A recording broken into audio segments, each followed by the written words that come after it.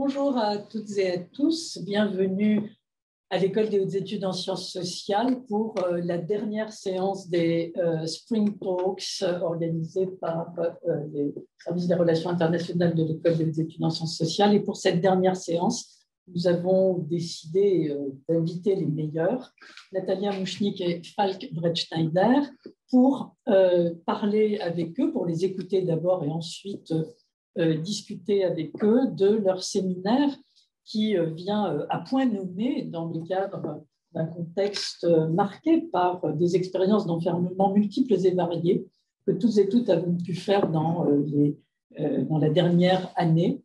Eux sont des spécialistes de l'histoire des enfermements dans la longue durée, 16e, 21e siècle. Et je vais donc très rapidement, avant de leur laisser la parole, les présenter l'un et l'autre en les remerciant très chaleureusement pour leur présence avec nous aujourd'hui. Natalia Mouchnik, vous êtes directrice d'études à l'École des hautes études en sciences sociales. Je ne sais pas pourquoi je la vous vois, parce que d'habitude, nous sommes plutôt amis et d'habitude, dans les couloirs, nous nous disons tu, mais là, voilà, je suis émue, c'est l'héroïne et donc je la vous vois. Donc, chère Natalia, tu as commencé ta carrière d'historienne avec un objet qui n'allait pas nécessairement t'amener vers l'enfermement, la réclusion, puisque tes premiers travaux ont porté sur l'histoire des maranes, de l'Inquisition et de la diaspora séfarade. C'est ta thèse parue en 2005 sous le titre « La vie marane, les pérégrinations de Juan de Prado dans l'Europe du XVIIe siècle », publié chez Honoré Champion, qui a été ta première contribution importante, le premier de tes travaux que j'ai pu lire avec plaisir et passion, Juan de Prado étant entre autres un médecin qui du coup m'intéressait particulièrement. Et puis dans la foulée de ta réflexion sur Marane, Inquisition, Diaspora, tu as en 2014 publié ce beau livre qui s'appelle De paroles et de gestes, Construction marane en terre d'inquisition, c'est l'École des hautes études en sciences sociales qui a eu l'honneur de te publier. À partir de cette problématique, tu as continué à travailler sur les judaïsants et l'Espagne, mais dans une perspective, nous allons dire, plus comparée et plus systématique des minorités et des diasporas en France, en Espagne, en Angleterre. Et c'est là que tu as donné un certain nombre de contributions importantes.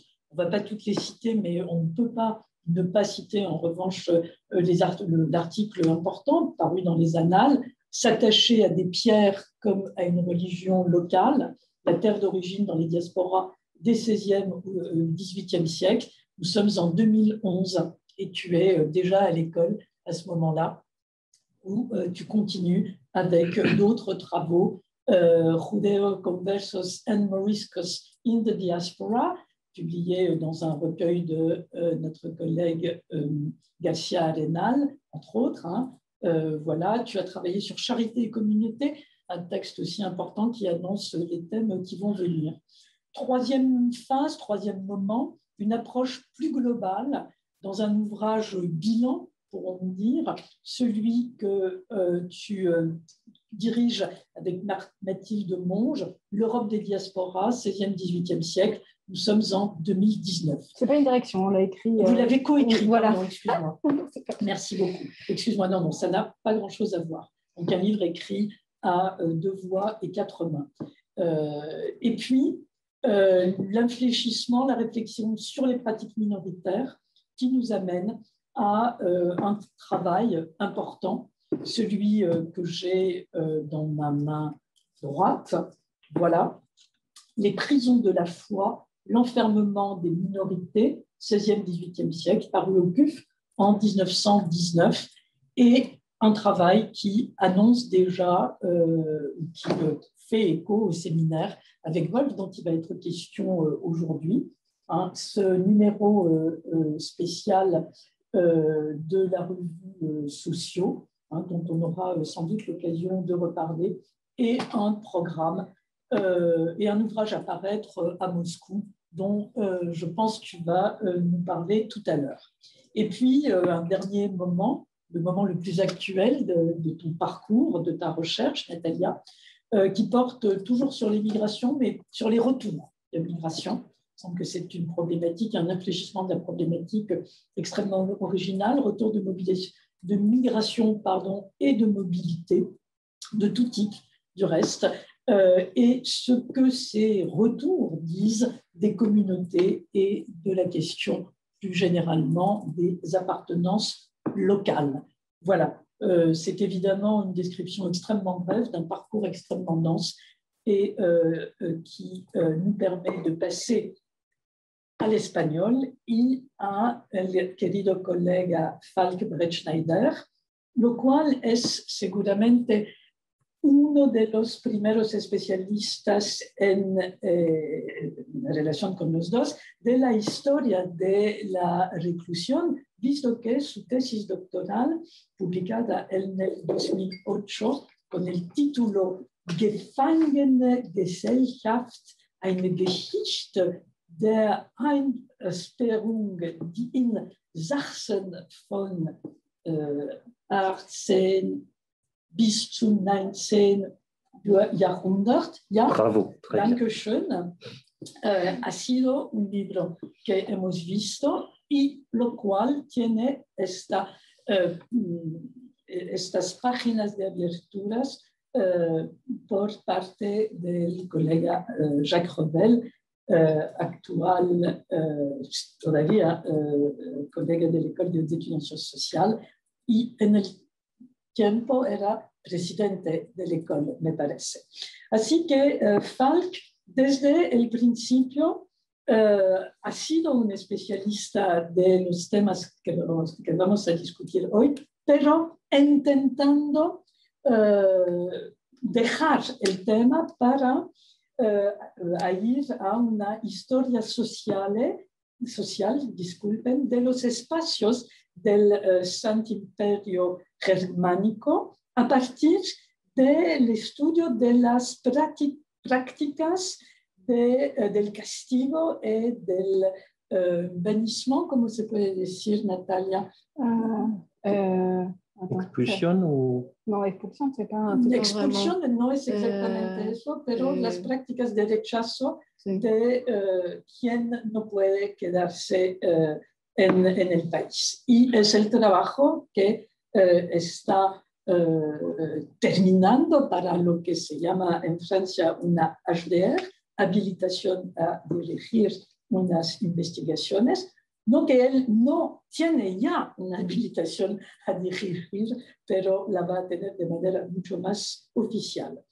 Y por otro lado, el colega y amigo Falk ha seguido trabajando con el tema de la historia de la reclusión, de las reclusiones, vamos a decir, con un plural que me parece importante y del cual nos van a hablar ambos, con un proyecto colectivo importante que se llama en francés Enfermement, histoire comparée des enfermements monastiques et carcéraux, historia comparada de las reclusiones monásticas y carcerales, de los cuales ya vemos estos dos volúmenes, el segundo en particular, que está enfocado en el tema de las reglas y desregulaciones, quizás en el ambiente claustral, de claustro, y el tercero sobre género, ¿no? El género enclaustrado, jóvenes y mujeres en estos ambientes enclaustrados. Y tiene también, y lo vamos a discutir obviamente, los vamos a escuchar directamente, con también algo que es un elemento muy importante de este proyecto, o sea, un web documento que va a ser al centro de una parte de la discusión que nos van a dar. quiero mencionar varios otros temas de las publicaciones que Falck tiene. Vuelvo a el número de socio para prisión, que es un número completamente enfocado sobre este tema, y el número que curaron ambos, Natalia y Falck, y varias otras cosas, para quizás indicar las próximas líneas de investigación del colega Falck. Quiero subrayar la idea, el tema de las investigaciones sobre la historia de los espacios en general en la Edad Moderna, y una historia que va siguiendo, porque ya Falck trabaja el tema, pero cruzando este tema con el tema de las prácticas punitivas. Así que es mi placer dar la palabra en español por Natalia y en francés por Falck para una presentación de lo que hacen desde un par de años ahora en la École des études en sciences sociales. Muchas gracias a ambos. Muchas gracias a vos. Merci beaucoup, chère Antonella, pour cette présentation. Donc, on va passer français. Je partage l'écran. J'ai réussi. C'est bon, c'est super. Alors, avant de rentrer dans le vif du sujet, je voudrais juste évoquer que ce séminaire que nous allons présenter aujourd'hui, nous le faisons en fait à trois, Natalia et moi, et un collègue belge, Xavier Rousseau, qui malheureusement ne peut pas être avec nous aujourd'hui, mais que nous saluons évidemment depuis ce podium. Et nous parlerons, d'une certaine manière, aussi en son nom. Alors, pourquoi nous proposons ce séminaire ? L'histoire de la prison a eu son heure de gloire dans les années 1970 et 1980, avec les grands travaux de David Rothman et Michael Ignatieff dans l'espace anglo-saxon. On va cliquer et ça arrive. Voilà. Alors, donc, Michael Ignatieff et David Rothman dans l'espace anglo-saxon, et Michel Foucault, Michel Perrault, Jackie Petit et d'autres en France. Leurs études sont très souvent devenues des classiques des sciences sociales, et ils se sont attaqués à une vision traditionnelle de l'histoire pénitentiaire, portée notamment à l'époque par l'histoire du droit, qui pendant longtemps a été la seule discipline à véritablement s'intéresser à cette question, et pour laquelle l'histoire de la prison constituait surtout un progrès et un acquis humanitaire. Or, pour cette nouvelle histoire de la prison, appelée révisionniste, il s'agissait au contraire de montrer que la naissance de la prison moderne illustrait d'abord un changement dans les stratégies du pouvoir et les manières dont ce dernier agit sur les corps. Par conséquent, s'inscrivait l'histoire de l'enfermement dans celle des disciplines conçues comme des dispositifs de normalisation de la société destinés à la rendre plus rationnelle et plus productive. Cette approche dans les sciences sociales, évidemment, sont toujours tributaires aujourd'hui, a eu cependant un certain nombre, on pourrait appeler effets secondaires. La plupart des travaux portent ainsi sur les décennies autour de 1800, qu'ils considèrent comme le berceau de la peine privative de liberté telle que nous la connaissons encore aujourd'hui, ou sur le long 19e siècle, et donc le grand mouvement réformateur qui a fait naître le pénitencier moderne. Autrement dit, c'est une historiographie qui met l'accent sur l'histoire contemporaine et qui s'intéresse d'abord et souvent exclusivement à des formes d'enfermement pénal. Notre séminaire, en revanche, souhaite apporter une autre vision en faisant écho aux évolutions récentes de l'historiographie qui concernent surtout deux aspects. D'une part, un intérêt pour les origines de la peine privative de liberté qui ne se limite pas aux grandes réformes pénitentiaires de l'ère des Lumières, ainsi qu'à l'avènement d'une culture bourgeoise du corps et de ses capacités productives, Et d'autre part, le dépassement d'une perspective uniquement pénale et donc l'intérêt pour d'autres formes d'enfermement que la prison. Ces deux aspects sont au cœur de notre démarche qui propose une histoire plurielle de l'enfermement inscrite dans la longue durée et qui d'ailleurs participe à un mouvement bien plus large d'initiatives et de travaux auxquels nous participons, souvent avec d'autres collègues venant par exemple de France, d'Allemagne, Canada, de Russie ou d'autres pays encore. J'en cite que quelques-uns. Le programme de recherche enfermement, histoire comparée des enfermements monastiques et carcéraux qui vient d'être évoqué et que nous menons ensemble avec Isabelle Eulandona, Julie Claustre et Elisabeth Lucet. Le réseau international enfermement moderne, Early Modern Confinement, que nous portons avec Sophie Abdellah, ou bien la série de colloques et de rencontres scientifiques que nous avons organisées et organiserons encore à Paris, à Moscou ou à Montréal, avec Pascal Bastien, Katia Makotina et Vincent Millot. Autrement dit, nous nous inscrivons dans une dynamique de la recherche qui dépasse largement nos travaux respectifs et notre séminaire plus particulier, mais dont ce dernier souhaite évidemment être un miroir et un amplificateur. Cette dynamique, bien qu'elle mette l'accent sur les pratiques d'enfermement ayant existé à des époques antérieures à ce qu'on appelait autrefois la naissance de la prison, ne remet évidemment pas en cause la généralisation de la prison comme modèle punitif au XIXe siècle et l'instauration d'un discours et des pratiques pénitentiaires spécifiques. Mais elle inscrit ce processus dans un contexte chronologique plus large qui va du XVIe au XXe siècle, même au XXIe siècle, et qui inclut, outre les prisons à proprement parler, de nombreuses autres institutions, comme par exemple les grands établissements d'enfermement des marginaux de l'époque moderne, comme les hôpitaux, les maisons de discipline, les dépôts de mendicité, etc., mais aussi l'incarcération de religieux et de laïcs déviants dans les monastères médiévaux, Moyen-Âge tardif ou moderne.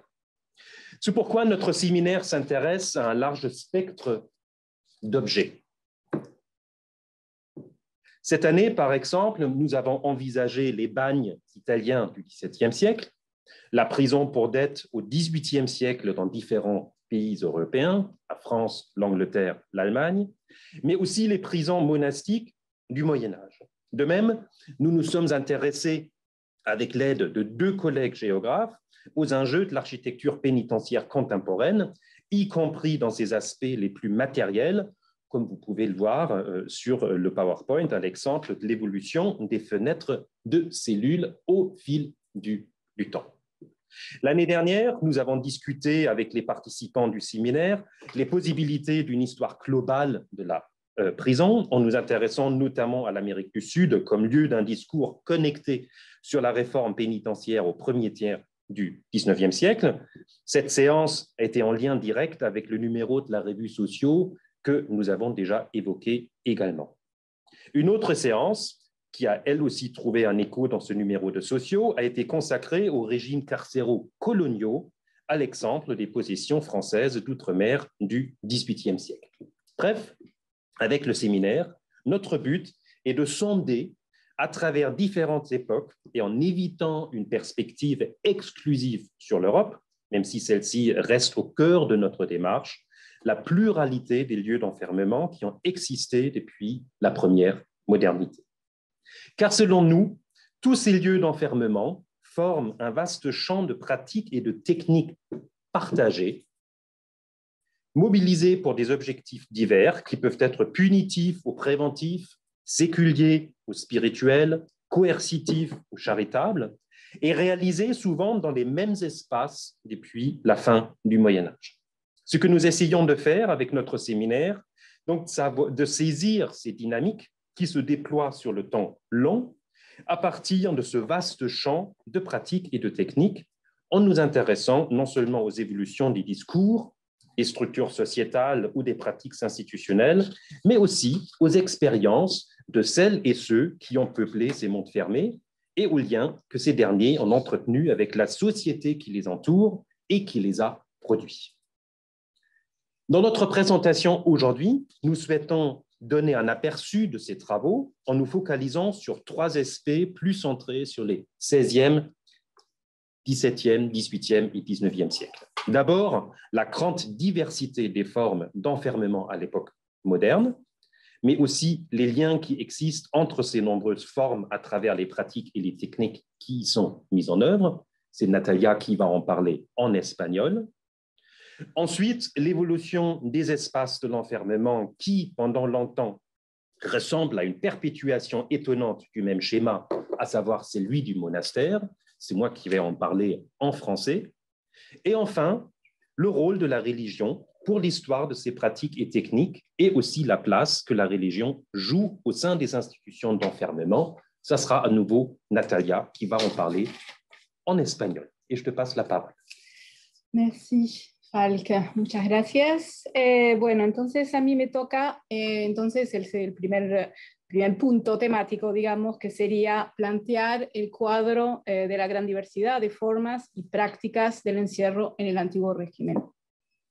De hecho, en el antiguo régimen, la noción de encierro abarca un conjunto muy diverso de prácticas, de modo que resulta bastante difícil definirla con precisión, lo que tratamos en general de presentar en el seminario a los estudiantes, porque siempre parece un poco complejo explicar hasta qué punto efectivamente esa noción puede ser complicada en comparación con la situación actual.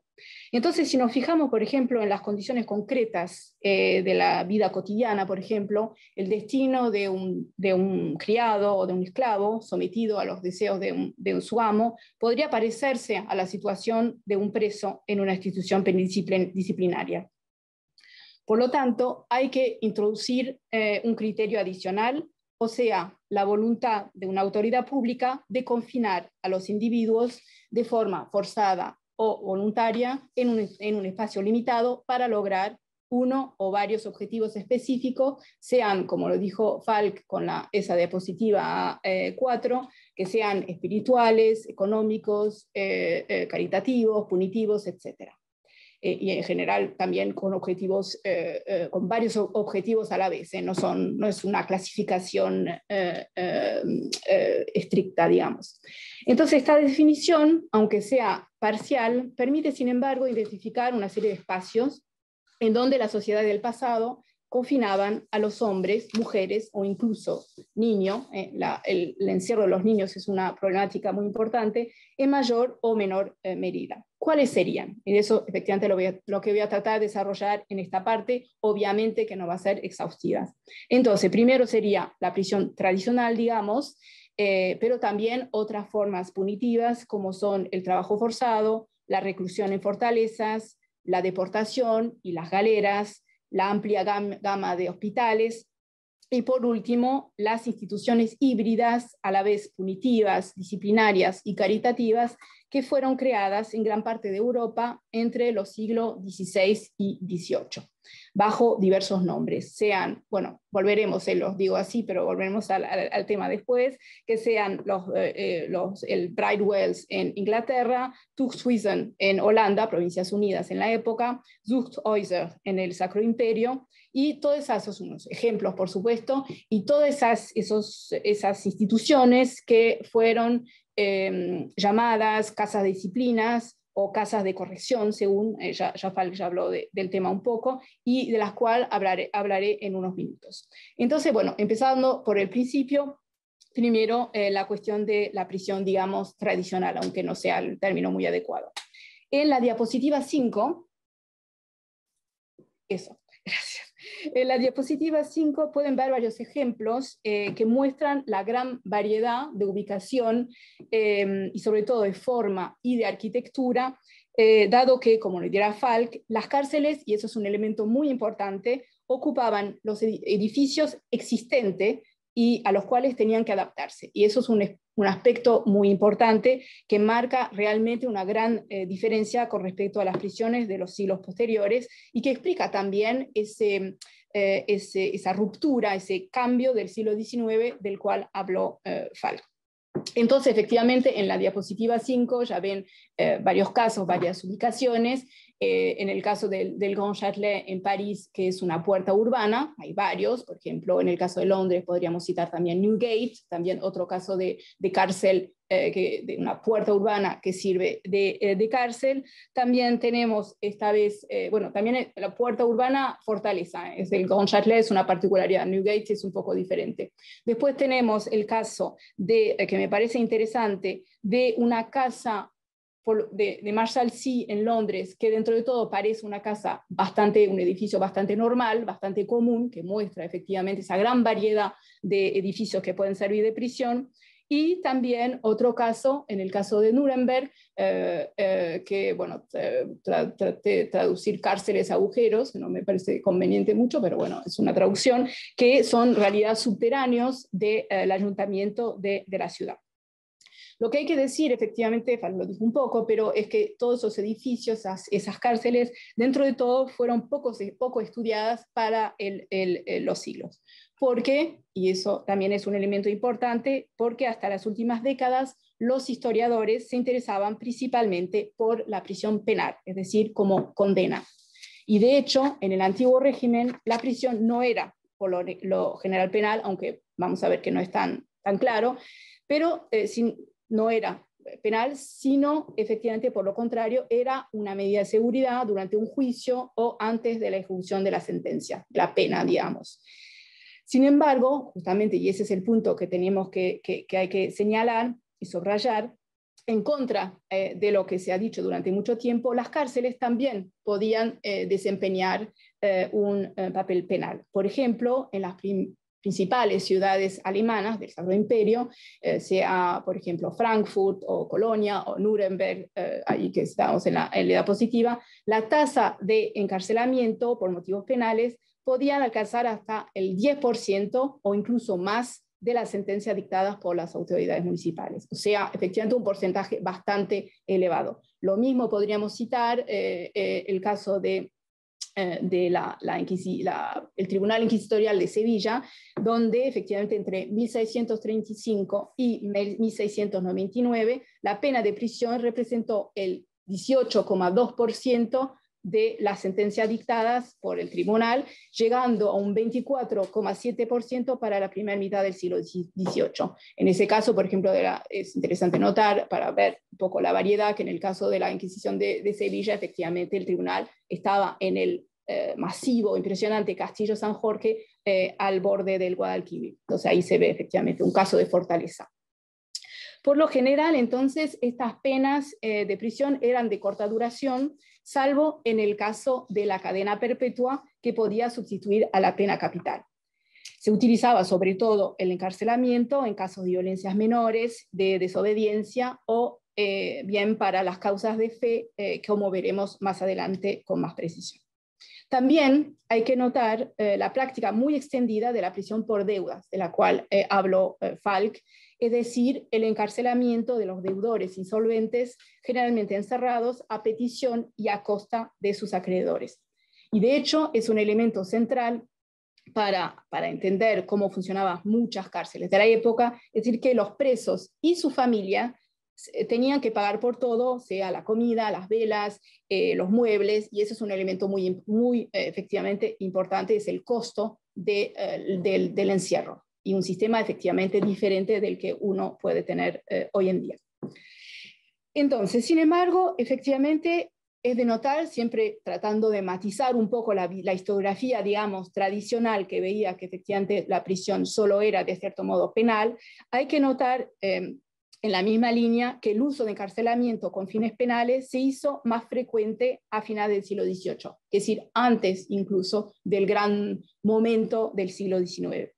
Se hizo más frecuente al mismo tiempo que efectivamente se multiplicaban los debates públicos sobre la utilidad y el buen orden de las cárceles, debates que participaron en las grandes discusiones de la Ilustración sobre la reforma de los sistemas penales. Entonces, además de esta prisión tradicional, cárcel tradicional, hay otras formas, efectivamente, otras formas de penas estrechamente ligadas con el encarcelamiento. Es el caso, ya lo cité al principio en la introducción, del trabajo forzado, que existe, como seguramente saben, desde la antigüedad, con el fin de humillar públicamente a los delincuentes. En el antiguo régimen se encuentra bajo varias formas. En el Sacro Imperio, por ejemplo, la Karrenstrafe, no sé si la pronunciación conviene, bueno, o sea, la pena del carro. Quizás puedes pasar tu peux passer a la diapositive suivante. Entonces, la Karrenstrafe consistían en atar a los condenados a unos carros mientras barrían las calles, arreglaban las murallas de las ciudades, etc. En la diapositiva, el grabado que tienen aquí, se ve como, si pueden ver, aquí no lo puedes mostrar con el mouse, bueno, sí, podés. Ahí se ve la cadena efectivamente atada a la carretilla. También efectivamente ese grabado es interesante porque se ve a la vez a la derecha la pena de prisión tradicional en una celda, que muchas veces estaba efectivamente, a partir del siglo XVII hay que decir que esa pena del carro estaba cada vez más asociada al confinamiento para todo tipo de obras de utilidad pública, carreteras, fortificaciones, etc. Entonces ahí se ve las dos partes, digamos, de esta pena, cuando también quizás en el fondo, eso no estábamos muy seguros, pero Falk dice que probablemente sí, está ahí toda lo que podría ser la cadena de convictos, quizás a mandar otros trabajos que se puede ver en el fondo. Entonces, tres aspectos de esta misma pena. En otros lugares, y también puede ser la relación con la cadena esa de convicto, que se podría parecer a las joyeras de galeotes en los países mediterráneos. Efectivamente, en los países mediterráneos, el equivalente, digamos, sería la importancia de las galeras, obviamente. Y es de notar eso que efectivamente muchas veces uno se olvida que efectivamente las galeras quedaban en los puertos durante gran parte, digamos, del año, durante el invierno, y entonces efectivamente todos los presos, los galeotes, tenían una presencia en la ciudad, en los puertos, importante, y eso también hay que guardarlo en la cabeza para después lo que verá después Falk sobre las relaciones entre los presos y la sociedad de la cual están esos establecimientos. También las galeras estaban asociadas a cárceles específicas, sea cuando los presos eran llevados a los puertos de embarque por precisamente las colleras de galeotes. En España, por ejemplo, seguramente conocen, eran las cajas de galeotes, y donde efectivamente estaban llevando a los puertos de embarque, o también había esa relación de las galeras con las cárceles propiamente dichas, para los más rebeldes, digamos, como en el caso bastante famoso del castillo de If, le Château d'If, que es una isla fortaleza cerca de Marsella. Por último, de estas diversas penas, hay que evocar en muchos países europeos también la práctica de la deportación, que consistía en enviar a las colonias a individuos considerados como peligrosos, sacando por lo tanto un beneficio económico de su venta o de su utilización como mano de obra en las plantaciones. En Rusia, por ejemplo, los deportados fueron utilizados para la colonización interna, especialmente en Siberia, ya en esa época, mientras que en el Sacro Imperio sirvieron como soldados para defender a las fronteras orientales contra los otomanes. Ahora bien, a estas diversas formas de confinamiento penal se añaden otro tipo de espacios más o menos cerrados. Primer tipo de espacio sería efectivamente las comunidades monásticas, de la cual ya se habló en introducción, y de hecho efectivamente los monasterios y conventos, particularmente en Rusia y en Francia, fueron utilizados para encerrar a delincuentes o personas desobedientes, especialmente a los más jóvenes. Entonces, efectivamente, en la diapositiva, en la séptima diapositiva, ven diversos ejemplos de monasterios que sirvieron también de cárceles. Tenemos el caso ruso, ahí del monasterio de Suzdal. Tenemos en Suiza, efectivamente, el convento de Ottenbach, y tenemos efectivamente la abadía de Clairvaux, de la cual Falk hablará más detalladamente en la última parte sobre cárcel y religión. Y si la temática, ya lo vieron, pero si la temática les interesa, están no solamente todos los volúmenes del programa dirigido, entre otros, por Falk, y también efectivamente ese libro que dijimos que está por salir, pero bueno, en ruso, que se intitula Monasterio y prisión, lugares de reclusión en Europa Occidental y Rusia desde la Edad Media hasta hoy, pero bastante interesante porque permite efectivamente un diálogo entre los historiadores rusos y franceses sobre el tema. Entonces, segundo aspecto, además efectivamente de los monasterios, sería, y de los conventos también del lado de las mujeres, serían los hospicios y hospitales que desempeñaban varias funciones desde la Edad Media, asistiendo a todo tipo de personas necesitadas, sean ancianos, enfermos, huérfanos, peregrinos, etc. Una gran ciudad como Hamburgo, por ejemplo, contaba una docena de estos establecimientos que atendían hasta el 50% de los pobres registrados por las autoridades municipales. Además de estos hospitales de carácter mixto, eso es una idea bastante importante, ver el hecho que sean instituciones combinadas, digamos. Entonces, además de esos establecimientos, se multiplicaron las instituciones especializadas siguiendo un proceso de clasificación, separación de los presos según los delitos, porque hasta ese momento los presos estaban generalmente confinados juntos, independientemente del tipo de acusaciones, salvo que efectivamente es otro aspecto que quizás tengamos tiempo de desarrollar en la discusión, estaban juntos, pero según las sentencias, pero estaban separados a modo socioeconómico, digamos, por categoría, por recursos que podían tener para pagar, como les dije antes, que había que pagar todas las cosas cuando uno estaba encarcelado. Efectivamente, según los recursos, podía uno vivir en diferentes partes, diferentes condiciones de encierro. Entonces, efectivamente, para volver a ese proceso de clasificación, de separación de los presos, y por lo tanto se ve durante todo ese largo periodo del 16 al 19 efectivamente una especialización, particularmente en el caso de las mujeres. Podríamos citar el caso de las galeras creadas, cárceles de mujeres creadas en España, por ejemplo, por Madalena San Jerónimo a partir del siglo XVII, pero más generalmente, digamos, se crean instituciones especializadas como son los asilos para pobres o dementes, las residencias de enfermos, los orfelinatos y en el siglo XVIII las maternidades. Y finalmente, para terminar con ese panorama de los espacios de reclusión, quisiera volver al tema de los nuevos establecimientos que surgen durante el antiguo régimen y que, como lo dije, podrían agruparse bajo el término de casas de disciplinas, y eso efectivamente tenemos algunos ejemplos en la diapositiva 8. La primera fueron creadas en Inglaterra, empezando con Bridewell, que tienen ahí en el grabado que está en Londres, que fue creado en 1550, y luego se encuentran en Holanda, en las Provincias Unidas, en la época, con los famosos Rasp Suisse, que tienen ahí en el grabado, que fue creado en 1595, en Ámsterdam, para los hombres.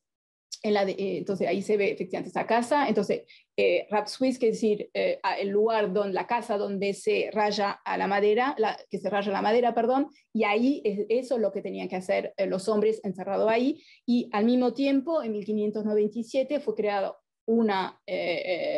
otra institución del mismo estilo, muy parecida, que es la Spinhuis, en 1597, que es para las mujeres, donde el lugar estaba dedicado a la hiladura. Efectivamente, toda la idea es trabajo y encierro, que va efectivamente junto. Lo que es interesante, me parece, en la diapositiva, aunque sean formas ya que evolucionaron un poco, se ve en la diapositiva efectivamente cómo la arquitectura de estas nuevas instituciones, entonces reclusión y trabajo, como lo dije, se aparentan más quizás a la de las cárceles edificadas a partir del siglo XVIII y sobre todo el siglo XIX, es decir, lugares que se crearon específicamente para ser lugares de encierro, lo que, como ya lo dijimos, no era el caso en los siglos precedentes, 16, 17, 18, 16, 17 por lo menos. En el Sacro Imperio aparecen un poco más tarde, durante el siglo XVII, bajo una amplia gama de instituciones, entre las cuales los Zucht Heuser, donc Zucht significando disciplina, pena, de los cuales Falk hablará con más detalle en unos instantes. Y por fin, en Francia también, a partir de los años 1670, se fundó toda una red de lo que se llama, que son los hospitales generales y los depósitos de mendigos. Falk habló del tema, en francés es dépôt de mendicité, que desempeñaron básicamente la misma función, aunque efectivamente, bueno, todas esas instituciones siguen todavía poco estudiadas, pero efectivamente son bastante interesantes con esta perspectiva. En la diapositiva ven entonces el Hospital General de la Salpêtrière en París, que fue edificado entre los años 1650-1660 y que era entonces el primero y más grande de los hospitales generales para los mendigos y vagabundos. Lo que es interesante con esa institución es que en 1684 se añade un espacio de reclusión, maison de force, para las mujeres.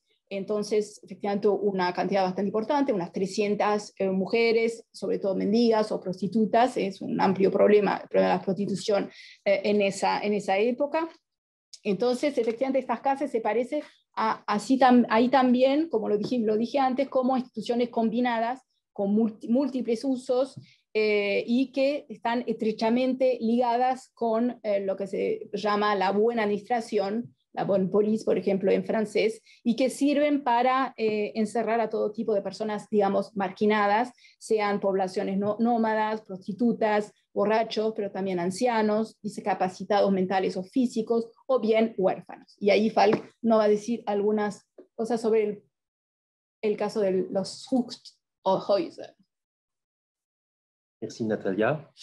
Donc, je vais peut-être revenir un bref instant sur ce terme de Zuchthaus en allemand. Donc, on retrouve également en hollandais avec le terme Zuchthäusen, qui est même plus ancien, parce que c'est en fait les Allemands qui ont importé, les Allemands, en fait, à l'époque, les Pays-Bas, certaines parties des Pays-Bas faisaient partie du Saint-Empire germanique, mais dans d'autres parties du Saint-Empire, ce terme Zuchthaus a été importé en prenant exemple sur les établissements hollandaises qui ont été fondés quelques décennies plus tôt. Et en fait, ce terme Zuchthaus, il interpelle. En fait, évidemment, et la recherche l'a fait pendant longtemps, on a tendance à se concentrer sur la première partie de ce terme, donc Zucht ou Tucht en hollandais, Zucht en allemand signifie tout un tas de choses. D'abord, donc discipline, mais aussi peine, mais aussi éducation. Donc là, déjà, on trouve dans ce terme Zucht tout un panorama de différents objectifs qui s'associent après à différentes pratiques et qui visent évidemment différentes populations. Et Natalia vient d'en évoquer quelques-unes. Donc, des petits criminels, mais aussi des mendiants, des vagabonds. Donc, tout un tas de personnes qui, à l'époque, vivaient plutôt aux marges de la société et qu'on espérait à discipliner dans ces maisons. Donc ça n'a rien de nouveau, c'est toute l'historiographie des années 70-80, donc qui inscrivent à nouveau ces institutions dans l'histoire des disciplines modernes. Sauf que, et c'est pour ça que je vous ai apporté cette image, il y a régulièrement des éléments qui dérangent cette image assez clair d'institution de la disciplinarisation. Et l'élément qui dérange sur cette image, en fait, on peut voir un tout petit peu tous les éléments. Donc, vous avez là en rouge le directeur de l'établissement. Bon, le rouge, une couleur qui signifie autorité, c'est celui qui commande. Nous avons des prisonniers, des reclus qui travaillent, qui sont devant un chariot. Donc là, ça s'apparente à la peine du chariot que Natalia a évoqué tout à l'heure et qu'on retrouve également dans ces institutions où il fallait, par exemple, transporter du bois, de la farine, etc., pour tout simplement nourrir tout le monde. Nous avons aussi une scène de punition au milieu de l'image. Donc, on voit un prisonnier qui est attaché à une colonne et qui punit avec des bâtons par des gardiens parce qu'il a commis une faute, il a le règlement de l'institution. Nous avons deux autres ici qui se trouvent dans un instrument qu'on appelle le crin-crin, c'est-à-dire que c'est une planche en bois avec deux trous parce qu'on les a accusés d'imputicité, donc de rapport sexuel à l'intérieur de la maison.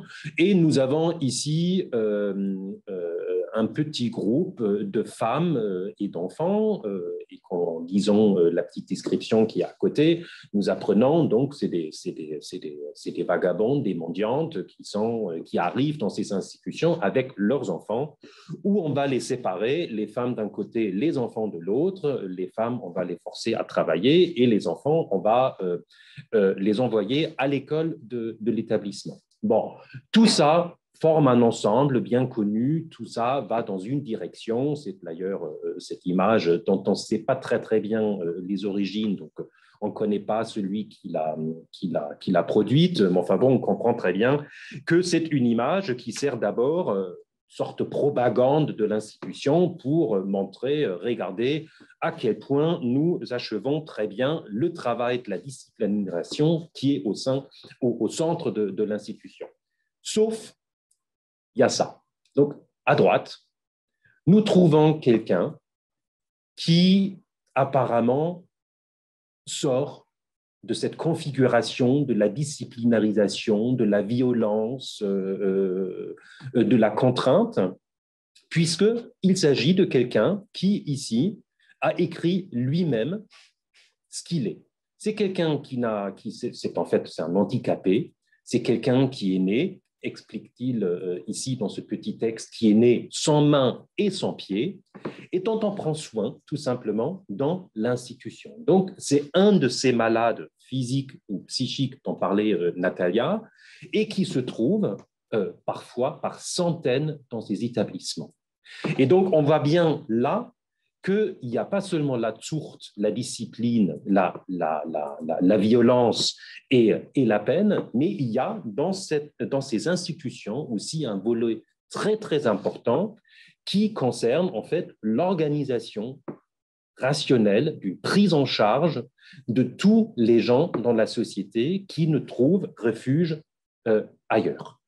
Et c'est ça qui est important sur cette image, que nous comprenons que dans la destination de ces établissements, c'est-à-dire que Zuchthaus, le deuxième terme, c'est-à-dire house, maison en français, mais qu'on trouve aussi dans d'autres langues, hein, maison de correction, correction house parfois en Angleterre, compte autant que le premier, puisque ce terme house indique en fait que ces institutions s'inscrivent dans une certaine conception non seulement du gouvernement, mais aussi de la gestion du quotidien, de la gestion domestique, et qui servent en fait à créer des maisons pour tous les membres de la société qui n'en ont pas.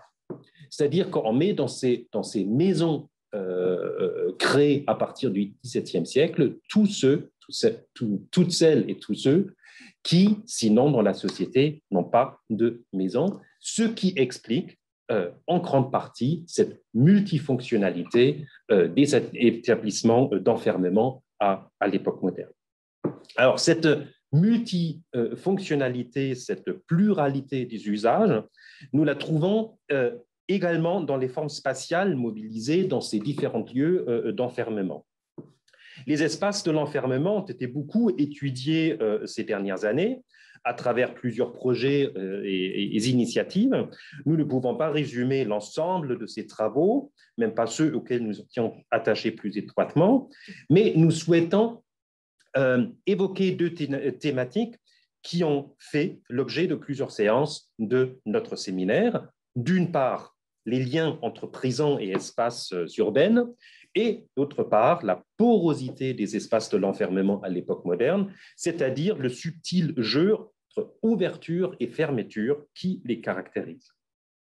Alors, les premières prisons modernes étaient étroitement liées aux zones urbaines, principalement parce qu'elles étaient généralement établies dans des bâtiments existants, par exemple des forteresses, des portes urbaines, des palais, des maisons particulières, souvent au cœur de la ville, comme par exemple ici à Londres. Hein. Vous voyez différents lieux d'enfermement, donc le Brightvale dont vient de parler Natalia.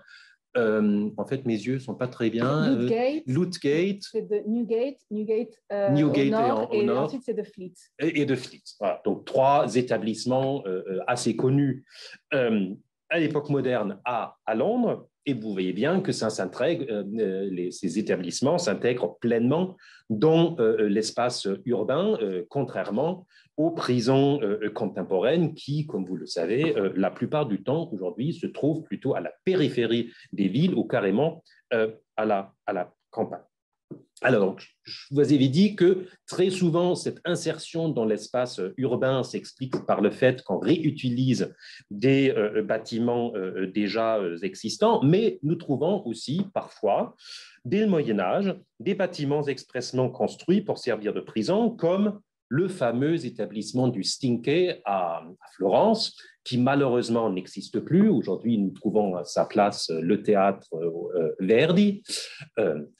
Très, très bien aussi. Mais enfin bon, moi, personnellement, j'aurais préféré d'avoir toujours ce bâtiment-là, mais c'est un peu particulier, je l'avoue. Et vous voyez bien que c'est toute une structure. Donc, à l'extérieur, même pas de fenêtre, rien du tout. Donc, il fait bien la séparation, en tout cas visuellement, entre l'espace urbain et l'intérieur de ce bâtiment. Et à l'intérieur, toute une infrastructure où on pourrait même dire qu'il ressemble tout à fait à une prison, même de nos jours. Donc, vous avez un mirador, vous avez des cellules, vous avez des salles pour le travail, etc. Et j'attire quand même votre attention sur le fait que le Stinche a été construit en 1299. Donc, on n'est plus du tout dans une approche naissance de la prison au XIXe siècle, mais on voit bien que des établissements existent déjà dès le Moyen-Âge tardif. Alors, à cause de leurs insertions dans les espaces urbains, ces prisons jouaient pleinement leur rôle dans la société qui fournissait tout ce dont les détenus avaient besoin. Donc, par exemple, la nourriture, les bougies, la farine, moi, je vous avais donné quelques exemples tout à l'heure, tandis que les installations pénitentiaires, y compris les prisonniers eux-mêmes, étaient parfois utilisées par la population locale. Donc déjà, là, on voit qu'il y a un jeu entre extérieur, intérieur, ouverture, fermeture. Entre l'espace de la prison et l'espace urbain autour, il y a donc une grande porosité, confirmée également par le sort des galériens qui travaillaient très souvent aussi dans les villes, chez les artisans par exemple, étant donné que les galères restaient à terre les 3/4 de l'année. Les premières institutions modernes fonctionnaient donc avec différents degrés d'ouverture et fermeture. La prison pénitentiaire des inquisitions ibériques offre pour cela un cas extrême.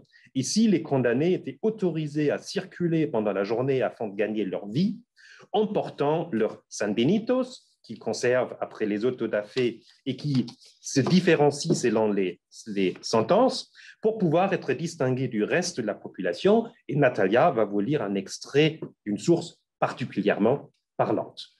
Et je mets la diapo. Merci, Falk. Oui, donc ahí ven efectivamente los sanbenitos. Obviamente el segundo, que es el San Benito del relajado, que es el que está condenado al fuego, bueno, no se encuentra entre los presos, dado que efectivamente, lógicamente, murieron durante el después del auto de fe, mejor dicho. Entonces, aquí efectivamente tenemos un caso bastante extremo de movilidad de los presos, de porosidad, efectivamente, de las cárceles de la cual acaba de hablar Falk. Se trata de los moriscos, de unos prisioneros presos moriscos, es decir, acusados, en este caso condenados por prácticas musulmanas en la España de los años 1590 y en este caso de la región de Granada.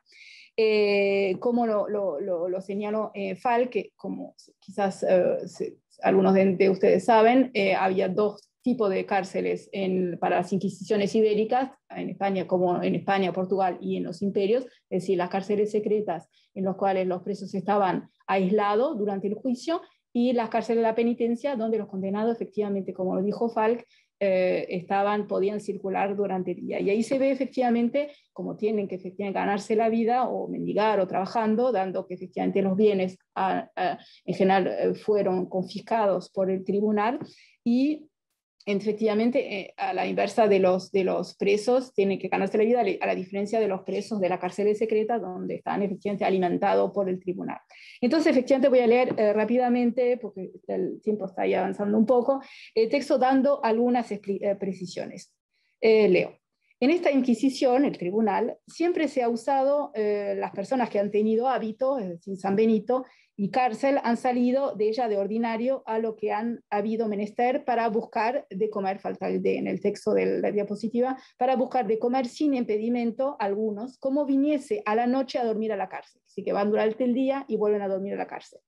Y siendo casadas o teniendo algunas otras necesidades, se les ha permitido estarse toda la semana en su casa y venir el día de domingo o fiesta, como se les manda en su sentencia. Así que ya no es solo el día que se van, pero durante toda la semana.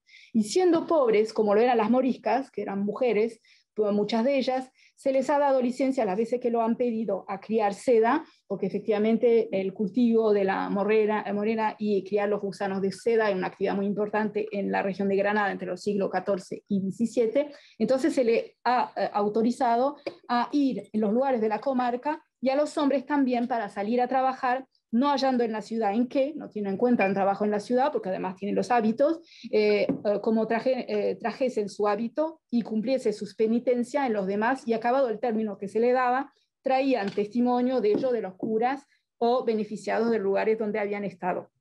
Ahora, y ahí viene la diferencia, las que están presas, que estas son judaizantes, condenadas, judaizantes, no, entonces acusadas de judaísmo, condenada en el auto de fe de 1593, el texto es de 1594, muchas de ellas pertenecían a familias con mucho dinero, muchas de ellas también con maridos que tenían unos oficios en la chancilería. Entonces el perfil sociológico es muy diferente del de las moriscas. Entonces estas presas tienen más presunción porque se vieron en más honra y no querrán andar por las calles con sus hábitos, como andaban las moriscas a todo lo que habían menester. Y así se entiende que menos veces querrán salir y serán más ayudadas de sus deudos, de su familia. Entonces, me parece interesante no solamente la libertad dada a los presos, pero también de la gran diferencia socioeconómica de la cual hablé antes, de los presos en esa época, así como el papel también de la importancia, la cantidad también de las mujeres en las cárceles del antiguo régimen, que son dos temáticas importantes del seminario y que singularizan estas cárceles frente a las prisiones contemporáneas, donde el porcentaje de mujeres es muy, muy bajo en general, y sobre todo donde el nivel socioeconómico, diríamos, del conjunto de los presos es más homogéneo del cual era en la época. Alors, nous trouvons d'autres exemples pour ces pratiques. En Angleterre, par exemple, certains détenus, notamment pour dette, mais pas seulement, sont autorisés à partir à l'étranger, comme on disait à l'époque, donc à sortir de la prison avec un gardien. À la prison de Fleet, que nous avons vu sur le plan de Londres, par exemple, en 1619, il y a même une vingtaine de gardiens qui sont payés 20 pence par jour, spécialement pour accompagner les prisonniers lors de leur promenade en ville. Le degré de liberté dépendait d'une grande variété de facteurs, allant de l'état des bâtiments et des possibilités de surveillance à la personnalité des geôliers et au profil sociologique des détenus, en passant par leurs ressources financières et leur réseau de solidarité. Tout cela débouchait sur des formes de sociabilité au sein de la prison, par exemple des jeux, des rapports de sexualité, comme je l'ai déjà dit, des tavernes où on se retrouve pour boire un verre ensemble, la contrebande, etc., qui, à la lecture des sources, donnent parfois l'impression de chaos. Pendant longtemps, une telle porosité entre l'intérieur et l'extérieur fut cependant tout à fait normale et aussi considérée par les contemporains comme tout à fait normale, puisqu'elle était attachée à un principe fondamental d'organisation de la société à l'époque moderne, à savoir la nécessité de présence physique et d'interaction directe, c'est-à-dire de communication face-to-face pour régler toutes sortes de problèmes et de conflits. C'est-à-dire qu'on ne pouvait pas régler, par exemple, un héritage depuis la prison, parce que les moyens de communication ne suffisaient pas à l'époque pour régler un héritage, mais aussi pour conclure un achat, d'autres actes juridiques ou de la vie quotidienne, nécessitaient qu'on était en présence de la personne avec laquelle on concluait un tel marché. Et donc, soit cette personne se rendait à la prison, soit la personne qui était dans la prison se rendait à l'extérieur pour s'en occuper. Mais il y avait aussi d'autres raisons pour un tel degré d'ouverture dans presque tous les lieux d'enfermement de l'époque moderne. Ainsi, les détenus des fortifications traversaient le matin et le soir l'espace urbain afin de rejoindre leur lieu de travail, qui se situait à différents endroits de la ville. Ils profitaient d'ailleurs de ces sorties pour se livrer à la mendicité, pour améliorer un tout petit peu leur sort. Les raisons de la porosité étaient donc ici d'abord économiques. Ailleurs, franchir les portes d'un établissement, plutôt un privilège accordé à certaines catégories des populations internées. Ainsi, les pensionnaires des hôpitaux avaient généralement le droit de sortir pour prendre l'air ou faire quelques courses dans la ville. Cela valait également pour certaines catégories d'internés des Zuchthäuser allemandes, et notamment les malades que l'on y soignait. Les prisonniers eux-mêmes aussi sortaient régulièrement, par exemple pour travailler à l'extérieur. Cet exemple d'activité impliquant de sortir de l'enceinte de l'institution se voit par exemple à partir de cette image. L'image, en fait, c'est la maison de discipline de Waldheim, une fois de plus en Saxe. Là, on se situe à la fin du XVIIIe siècle. On y aperçoit, par exemple, des pensionnaires qui se promènent, vous les voyez ici, à gauche, mais on voit aussi des prisonniers qui, une fois de plus, tirent un chariot, et qui sont commandés par un gardien qui est là et qui les menace avec son fouet. Et nous avons d'autres prisonniers qui, ici, s'apprêtent à travailler sur les champs. Donc, vous voyez, il y avait de nombreux travaux imposés aux prisonniers qui se faisaient à l'extérieur des établissements, sur les champs, dans des carrières, au bord d'un fleuve pour flotter du bois, par exemple, voire chez les habitants des communes voisines auxquelles des détenus furent loués comme journaliers. Ce n'est qu'à la fin du XVIIIe siècle que ces usages disparaissent peu à peu, la porosité des espaces de l'enfermement faisant désormais partie des critiques formulées par les réformateurs, ce qui explique l'invention du pénitencier qui est beaucoup plus cloîtré. Entre ce dernier et les établissements modernes, de nombreuses continuités existent cependant dans les pratiques, y compris au niveau spatial, ce qui montre un dernier aspect que nous souhaitons évoquer aujourd'hui, à savoir les rapports entre enfermement et religion, qui nous donnera dans un instant l'occasion de reprendre la question des espaces de l'enfermement et de leurs évolutions dans les temps.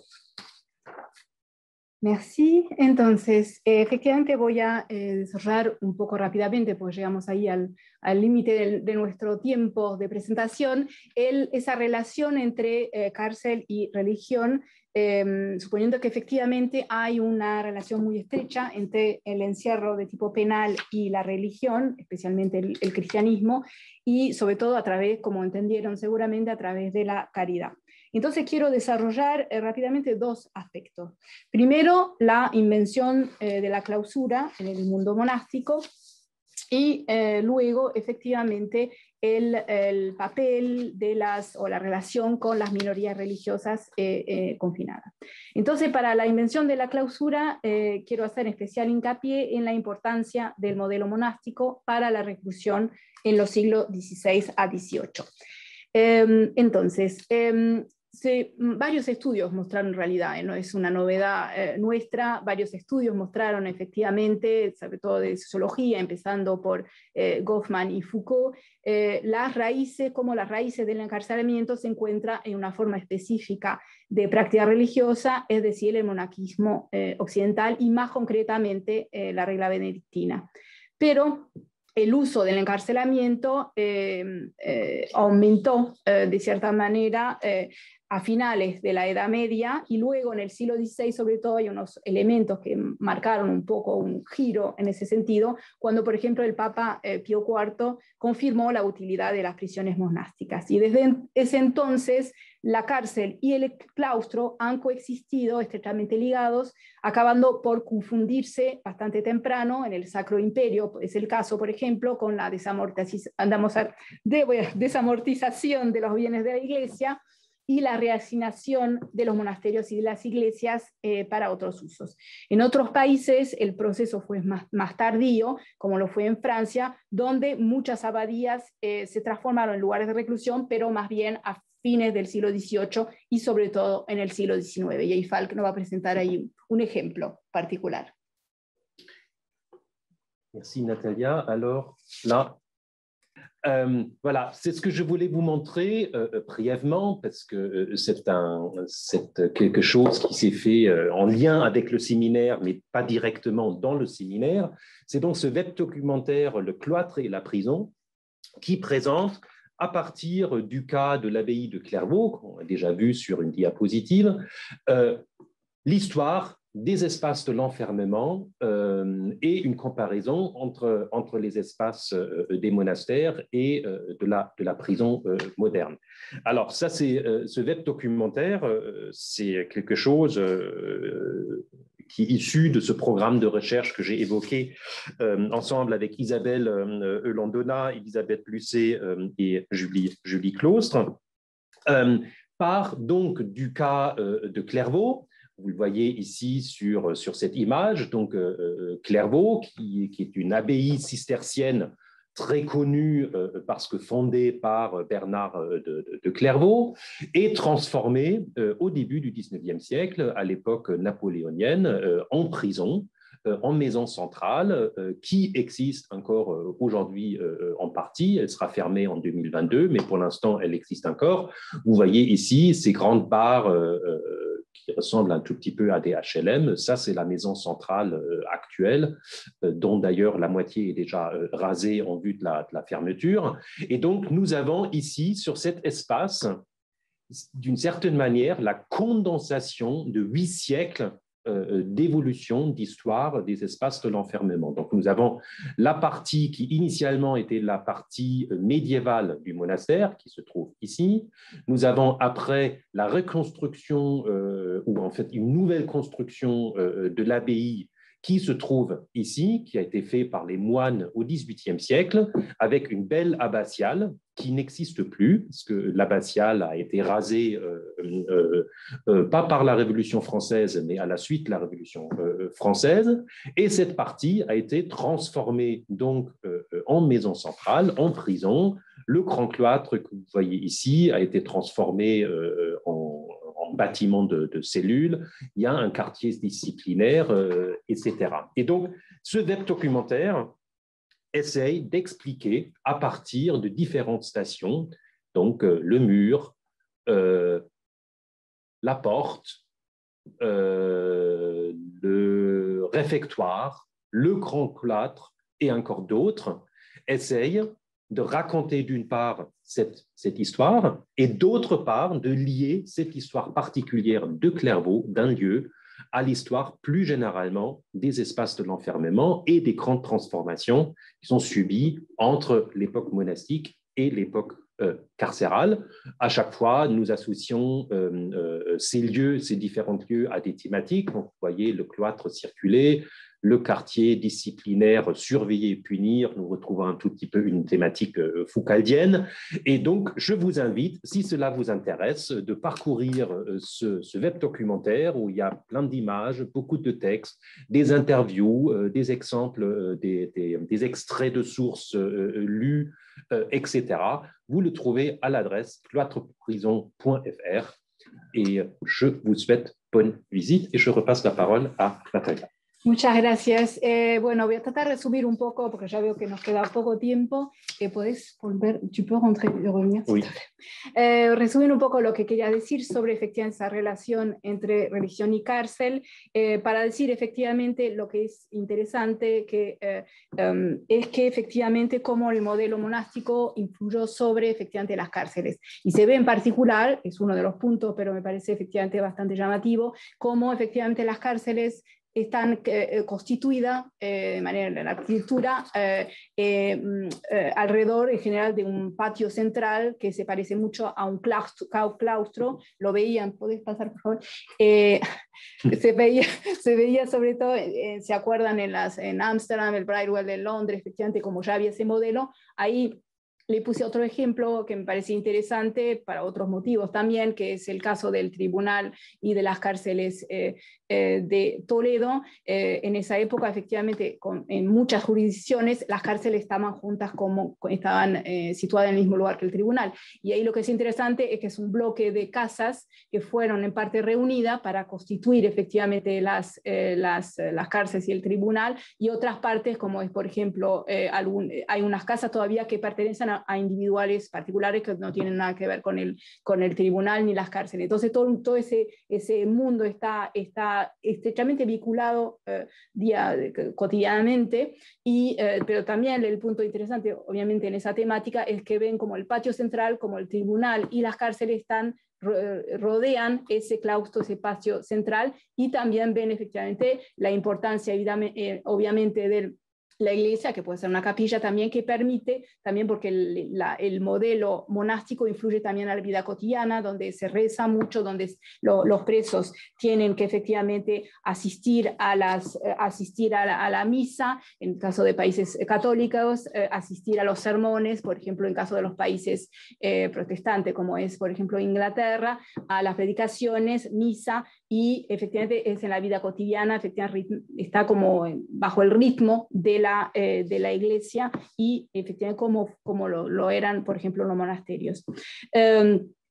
Tenemos efectivamente también, para terminar con ese modelo monástico, el papel de los mismos monasterios del cual hablamos para efectivamente corregir moralmente para todos los herejes, las prostitutas, los rebeldes, efectivamente, y ahí se ve como ya en esa época, por ejemplo, los monasterios en Rusia servían para encerrar y neutralizar los opositores, o como en Francia, efectivamente, después tras la revocación del edicto de Nantes en 1685, que prohibió el protestantismo, entonces los hugonotes estaban ahí encerrados en monasterios o conventos también. Entonces hay toda esa mezcla que muestra la importancia del modelo monástico. Lo que me lleva en pocos minutos a hablar de esa cuestión, precisamente hablaba de los hugonotes, los protestantes franceses, de esa minoría, porque efectivamente, bueno, es un tema que estudié más, como lo dijo Antonella al principio de la presentación. Se ve como efectivamente la minoría, los disidentes, los herejes, digamos, efectivamente fueron particularmente encarcelados, sea durante el juicio o antes de la ejecución de la sentencia, y efectivamente, bueno, en el caso inquisitorial obviamente, pero en otras jurisdicciones también, como efectivamente había una acción misionaria específicamente para esos presos, con los sermones, las predicaciones de la cual hablé, y podría dar ejemplos, podré si quieren durante las preguntas. Y lo que era interesante también es que efectivamente las prisiones venían a ser como centros también de debate, de disputas religiosas, que muchas veces estaban después puestas por escrito y difundidas fuera de las cárceles, también con esa idea también de estrecho vínculo entre lo que pasa dentro de las prisiones y lo que pasa afuera. Finalmente, bueno, hablando también, quizás tenemos justo el tiempo, pasás la otra diapositiva, creo, de dos cosas. También, primero, efectivamente, el papel de algunas órdenes religiosas, de algunas cofradías para la misión frente entonces a los presos. Ahí le puse el ejemplo de la cárcel creada por San Vicente de Paul en los años 1618-1620, la Tournelle, el castillo de la Tournelle en París para los galeotes, y donde había efectivamente una acción misionera, y también otros ejemplos que se podía dar fuera de Francia. En el caso de la minoría misma, del otro lado, se podría decir, también la minoría, a su vez, utilizaron las prisiones no tanto como espacio de libertad, digamos que siempre es una palabra un poco excesiva que utilizo, pero por lo menos de autonomía, donde pudieron desarrollar algunas prácticas y sociabilidades específicas. Y para terminar, eso sí, ahora mismo, le leo rápidamente el último último ejemplo. Estamos en Rouen, en Normandía, 1689, justo antes de la revocación del edicto de Nantes, y hay efectivamente, el fiscal general da un informe donde muestra las prácticas, efectivamente, de esos protestantes dentro de la prisión. Lo leo: los malvados convertidos, es decir, los protestantes convertidos al catolicismo, detenidos, tuvieron la temeridad el 7 de este mes, un domingo, de reunirse en una sala donde uno de ellos hizo de ministro, de sacerdote, y les predicó en voz alta. Los alguacíes de Parlamento que custodian la prisión le han prohibido hacerlo. Sin embargo, siguieron leyendo los dichos sermones, aunque esto vaya en contra de los edictos, y que son presos que los contravienen, los edictos, por delitos, por las cuales serían arrestados si fuesen libres. Y después el llamado Durel, que es un caballero que estaba acusado de protestantismo, es el que hace la lectura en el dicho libro, en un aposento en voz alta, explicando el texto delante 7 o 8 mujeres o doncelas. Hay 3 aspectos. Primero, efectivamente, esa frase que puse en negritas, que es decir, efectivamente, que paradójicamente en la prisión pueden desarrollar prácticas que no podrían, o por lo menos que están prohibidas fuera, y que lo pueden hacer, y como ya están acusados, de cierta manera no pasa nada cuando están en la cárcel. Segundo, el papel de las mujeres, delante 7 o 8 mujeres, que parece efectivamente importante. Y tercero, un elemento que no tuve tiempo de desarrollar aquí, pero es la importancia de los textos y de los libros, que si los presos tenían libros, a veces muchos, en el caso de inglés, y había libros que circulaban, que eran copiados, manuscritos, dentro de la cárcel. Y ahí paro, ahí sí, y le agradezco su atención.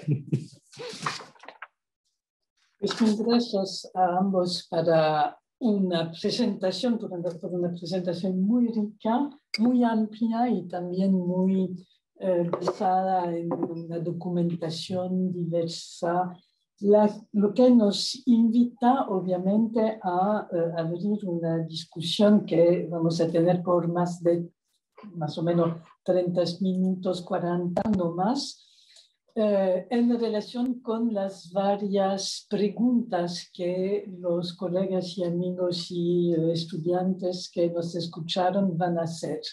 Si no hay por el momento unas preguntas, yo quería empezar, visto la riqueza del material presentado, con un par de cuestiones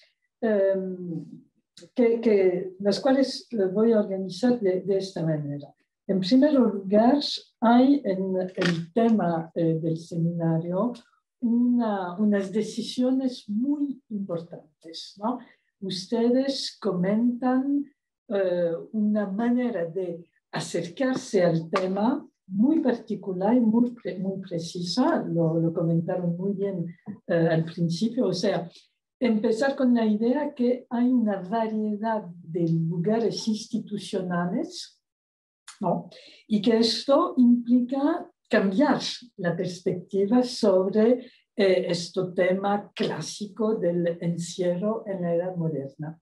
Me quería quedar para empezar a este punto y articular quizás 3 pequeñitas preguntas, pequeñitas por el tiempo, no por la profundidad. Así que ustedes van a tener todo el tiempo que necesitan para contestar y si quieren voy a hacer las preguntas en francés.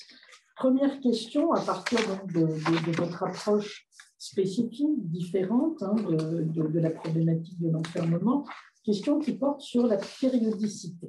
Alors, il y a à la fois un affichage dans la très longue durée, 16e, 21e, et une focalisation dans votre présentation sur la période 16e, 19e siècle.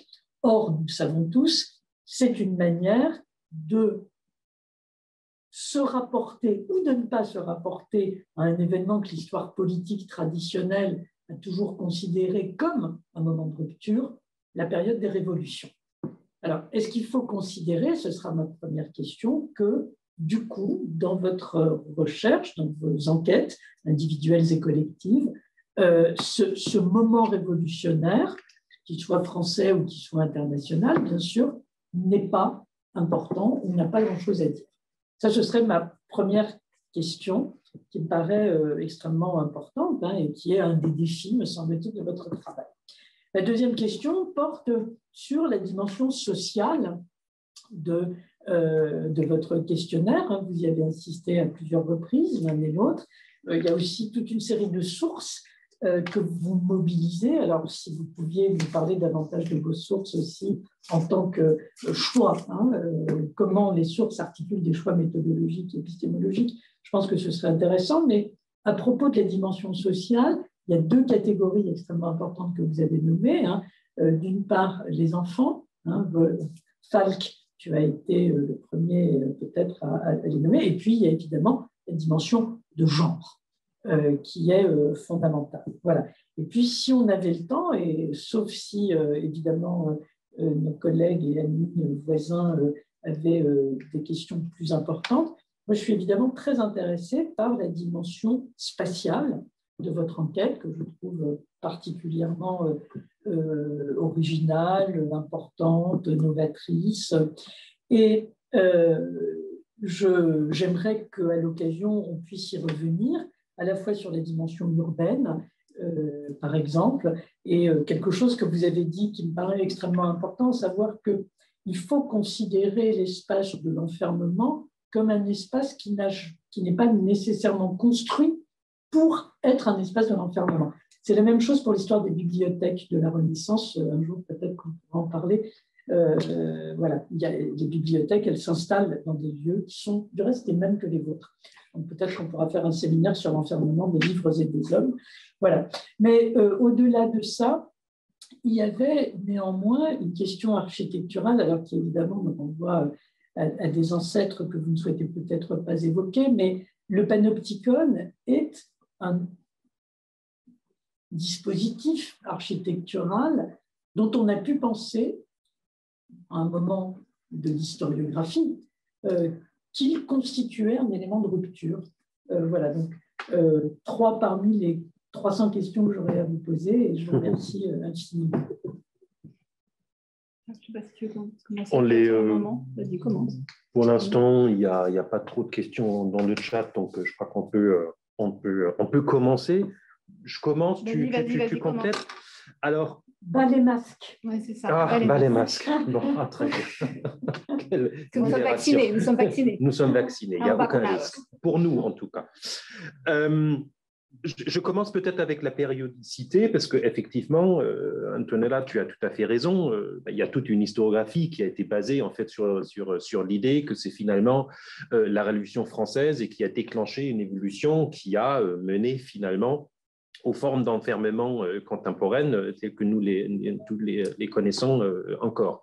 Ça nous renvoie tout de suite, évidemment, au travail de Foucault, qui, je le souligne, reste d'une grande valeur. Encore une fois, c'est devenu aujourd'hui un classique des sciences sociales. Et quand on devient un classique, justement, c'est une certaine manière, une manière de dire, voilà, on le lit, ça apporte quelque chose, mais peut-être la recherche a quand même fait quelques pas plus loin depuis. Donc, Foucault reste important, mais une des critiques qu'on peut justement adresser à Foucault, c'est d'être parti du cas français, sans forcément le dire, et de faire comme si ce cas français était un modèle universel qui s'applique de la même manière partout. Donc, Pour revenir tout simplement aux révolutions, dans l'espace germanique, par exemple, il n'y a pas eu de révolution française. Donc, on ne peut pas dire que c'est la Révolution française, le discours des Lumières, tout ce qui suit après dans les débats parlementaires, etc., qui a déclenché la réforme des modes d'enfermement. C'est pour cela peut-être que le cas allemand ou le cas hollandais, autrefois étudié par Peter Spireberg, qui malheureusement est mort l'année dernière.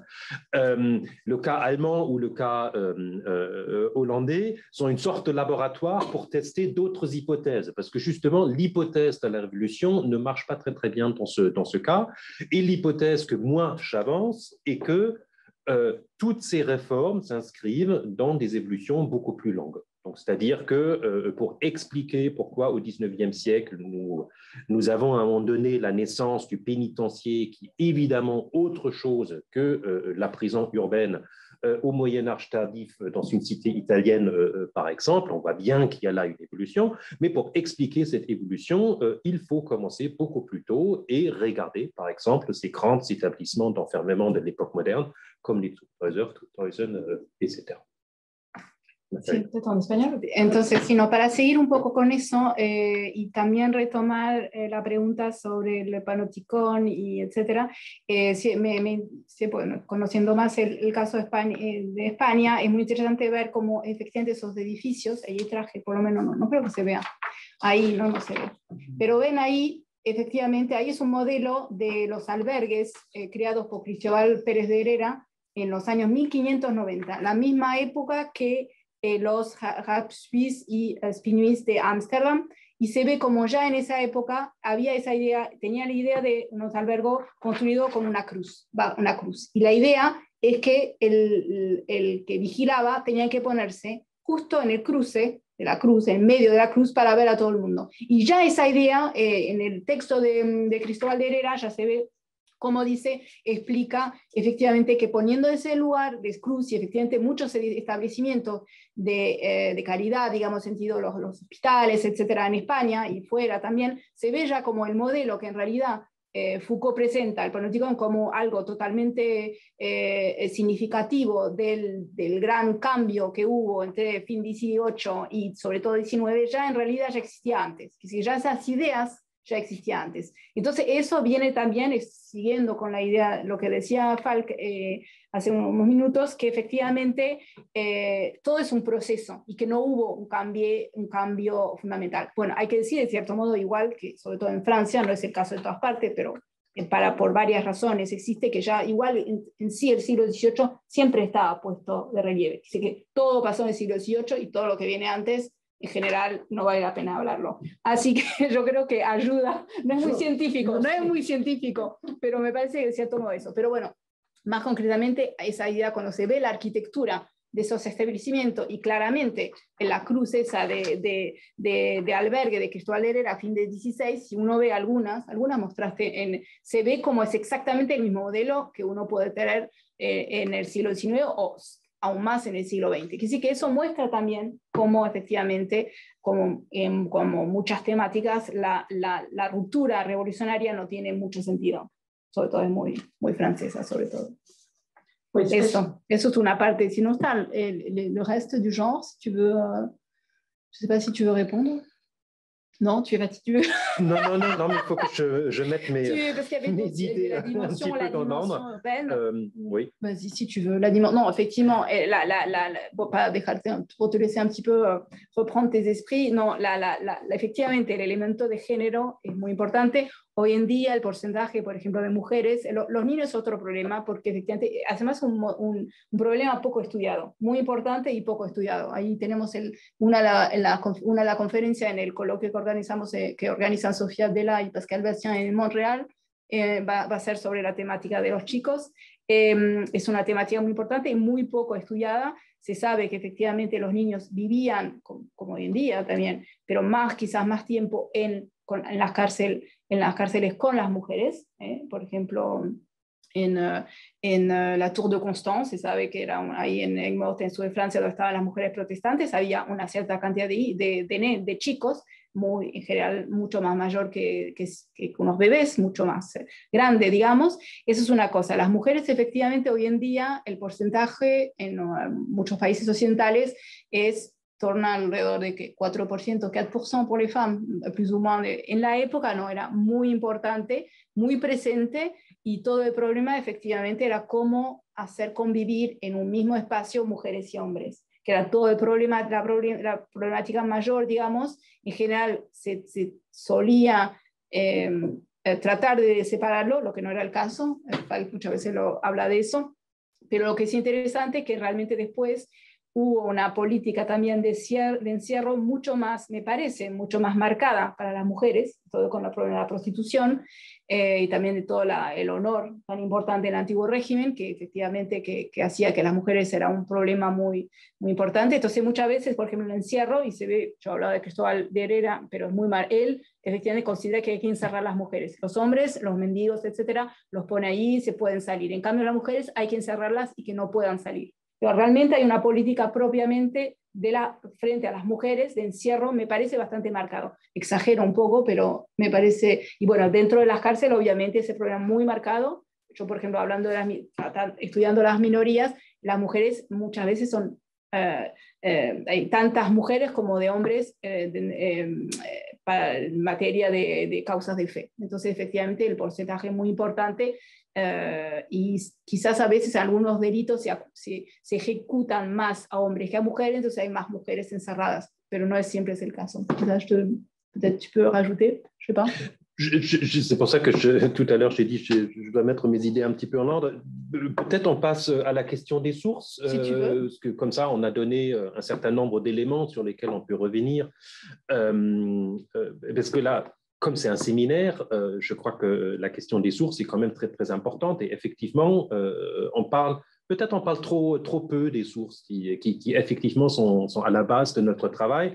Et comme l'a dit Antonella, lui donne à chaque fois une direction. On ne peut pas y échapper quand on est historien, parce que nous avons seulement les matériaux que nous trouvions dans les archives, et nous ne pouvons pas, et d'ailleurs parfois nous sommes un peu jaloux, comme nos collègues sociologues ou même géographes, aller dans des prisons, regarder, mener des interviews, etc. Donc, moi-même, j'ai travaillé comme tout le monde sur des sources imprimées, sur des lois, sur des statistiques, etc. Mais j'ai surtout travaillé avec un type de source très, très particulier, qui sont les dossiers administratifs. C'est-à-dire que j'avais la chance de tomber là où je travaillais, c'est-à-dire que mon terrain, c'était la partie est du Saint-Empire, surtout la Saxe et autour. J'avais la chance de tomber sur un important fonds de dossiers administratifs. Dossiers administratifs, ça veut dire que c'est des dossiers où on trouvait toutes sortes d'événements, de conflits du quotidien. D'ailleurs, j'étais très, très content de trouver ce fonds parce que c'est un type de source que les archivistes et les historiens du 19e siècle ne considéraient pas beaucoup. C'est-à-dire qu'ailleurs, très souvent, ce type de sources est tout simplement parti. On a détruit les sources parce que, comme vous le savez, dans les archives, il n'y a pas la place pour tout. Pour donner juste une idée de grandeur, aujourd'hui, tous les papiers produits par une administration, les archives, aujourd'hui, gardent à peu près 5%. Donc, ça vous donne une relation entre ce qui pourrait témoigner d'une réalité sociale et ce que les historiens, à la fin, trouvent réellement dans les archives. Donc déjà, on n'a accès qu'à peu près 5 ou 10% d'une réalité sociale qui, à un moment donné, a eu lieu. Et ces dossiers administratifs, il y a d'autres collègues qui ont déjà travaillé là-dessus, m'ont confronté à une problématique qu'on pourrait approfondir, et Natalia dira ce qu'elle pense, c'est-à-dire que très souvent, dans ces dossiers, ce que je trouvais, c'était justement des conflits et des désordres. En fait, à lire mes mes archives, je retrouvais quelque chose que vous allez lire si vous ne l'avez pas encore fait, Le goût de l'archive d'Arlette Farge, où elle décrit un tout petit peu la même impression, c'est-à-dire que quand on voit aux archives, on rencontre justement un monde qu'on ne rencontre pas dans les livres de Foucault. Dans les livres de Foucault, vous rencontrez le discours, vous rencontrez quelque chose, un monde un peu figé, où tout est à sa place, etc. Vous allez aux archives, vous vous dites, mais mon Dieu, en fait, on a l'impression que rien ne marchait dans ces institutions parce qu'il y a un conflit après l'autre, il y a plein de fuites, il y a des évasions, il y a des femmes et des hommes qui ont des relations ensemble, il y a des enfants qui naissent dans les institutions, donc tout un monde complètement chaotique où vous dites, en fait, ça ne correspond absolument pas avec ce que j'ai lu dans Surveiller et punir et dans d'autres livres qui se basent sur un autre type de source. Et pour moi, le défi était justement de réconcilier les deux et de comprendre qu'effectivement, ces sources-là ne racontent pas plus une normalité de l'enfermement que les sources que d'autres collègues ou Michel Foucault avait essayé, mais tout simplement, il propose tout simplement une autre vision, une autre perspective sur cette réalité sociale. Et en fait, il faut mettre les deux ensemble, parce que évidemment, on comprend à un moment donné que qu'est-ce qui produit des sources? C'est justement tout ce qui ne va pas, tout ce qui est un conflit, tout ce qui sort en fait de la normalité du quotidien.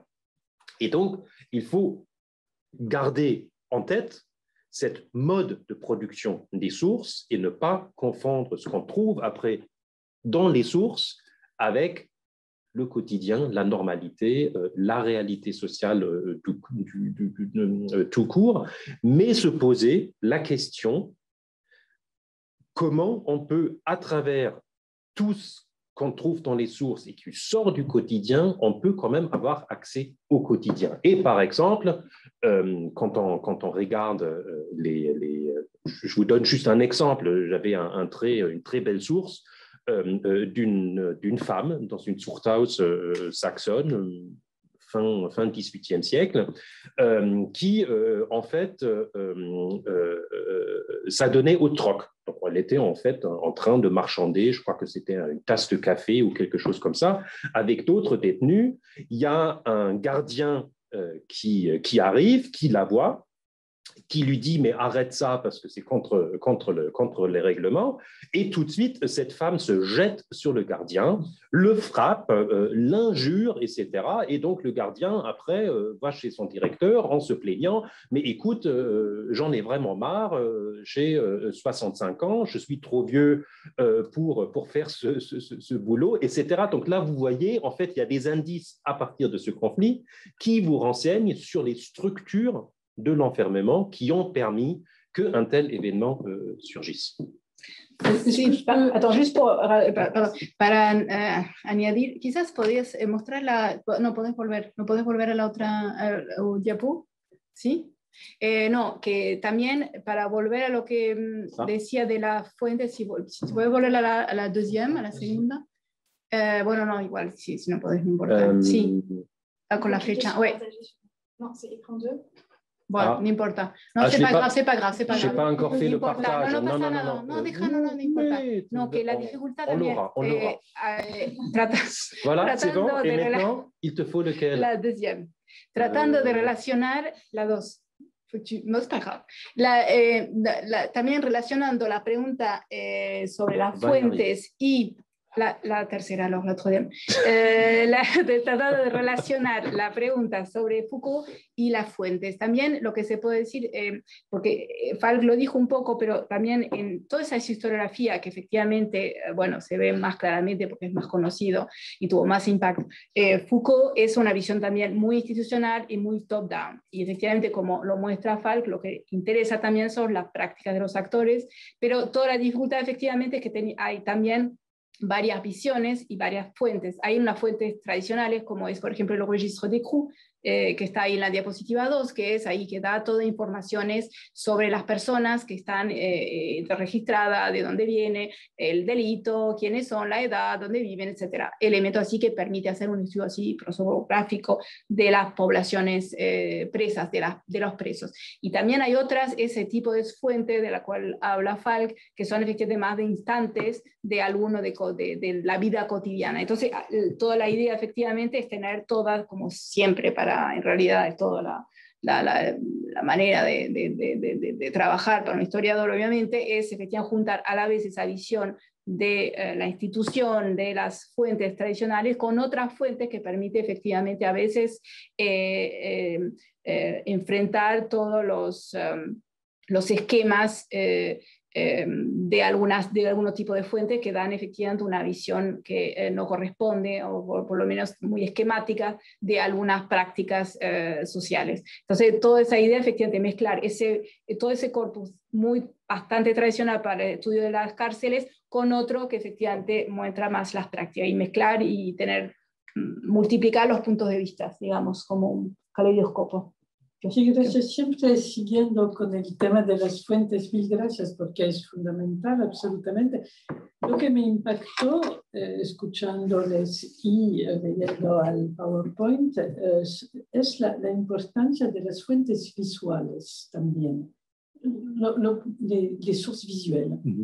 Il me semble que tout ce que vous venez de dire sur justement cette variété de sources qui vous permet de proposer une histoire totalement différente par le bas, qui est plus du côté des désordres des pratiques que de l'ordre rêvé du philosophe, peut-être même plus que de l'historien du reste.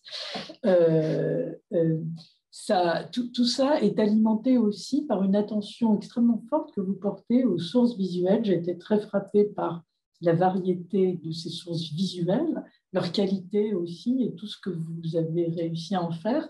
Donc vous voudriez nous en dire un mot de plus, ou pour vous c'est tellement banal et normal que, comme j'ai bien plein d'autres questions, vous avez le choix. Moi, je vais être honnête, les sources, évidemment, on se pose des questions, les images, qu'est-ce que je fais avec les images? Je ne vais pas dire que je suis naïf et j'ai juste pris quelques images. Comme je vous ai dit, l'image que j'ai montrée, on peut y revenir. Ah, non. Si, tu peux. Là.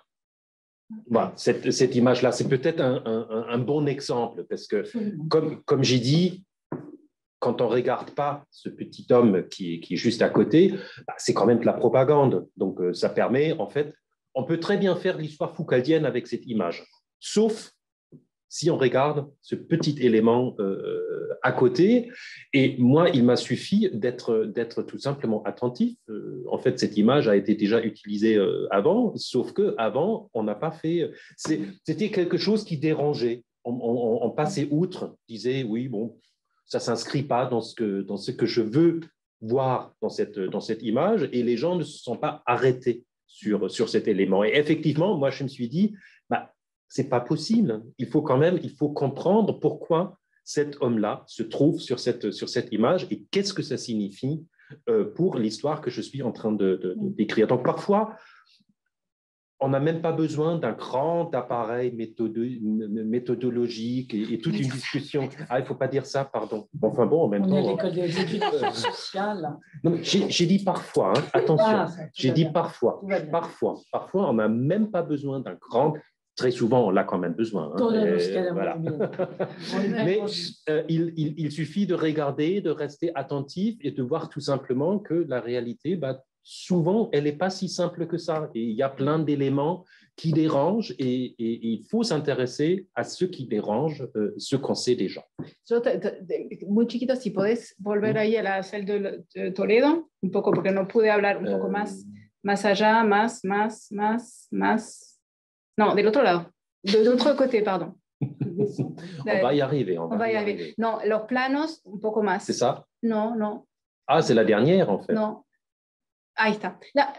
Entonces, porque los planos, efectivamente, de tribunales, de cárceles, es fundamental. Y ahí es el ejemplo muy interesante porque permite, por ejemplo, los planos, entender lo que pasa a veces en las fuentes, bueno, pienso ahí la Inquisición, se ve que, por ejemplo, dicen, hay que pasar, el problema es que pasamos por ese patio y entonces los otros vieron a los presos, entonces saben que van a testificar y entonces va a ser un problema. Entonces, si uno no tiene el plano y no entiende lo que pasa y cómo están edificadas las prisiones, que cada una tiene su modo de ser, y ahí efectivamente me gusta mucho ese plan porque no tuve tiempo de hablarlo, pero en cada lugar se ve como hay casas, por ejemplo en la letra N es una casa de un barbero que está casi contigua a las cárceles, y hay que saber que efectivamente las paredes en esa época no eran las paredes de prisión que uno puede tener, que eran muy estrechas. Entonces se ve como efectivamente todo y además todo, bueno, y todo estaba mal construido, con poco dinero, entonces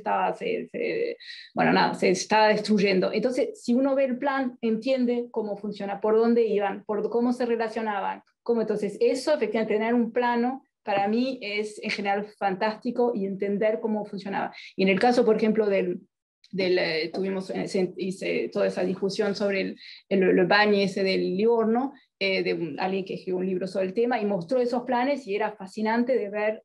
Bueno, no, porque on a la carte, mais on n'a pas certains plans, porque bueno, era algo inédito, entonces no lo quiso, y todo, y se veía, tenía un plan, cómo estaba construido efectivamente, construida la prisión, y ahí se entiende realmente cómo puede funcionar efectivamente.